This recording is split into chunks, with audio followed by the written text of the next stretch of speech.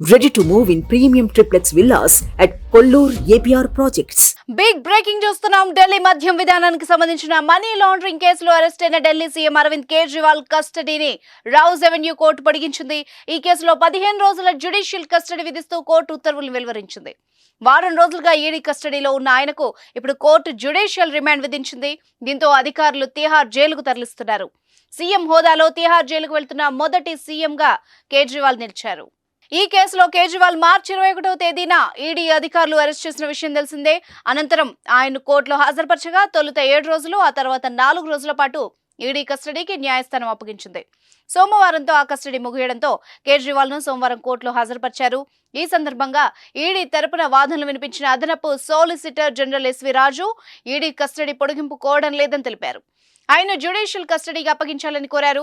దీంతో ఆయన కోర్టు 15 రోజుల పాటు జ్యుడిషియల్ కస్టడీని కోర్టు మరోసారి పొడిగించింది.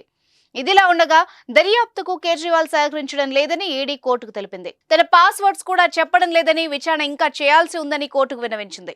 ఈడీ వాదనలు విన్న కోర్టు 15 రోజుల పాటు కస్టడీ విధించింది.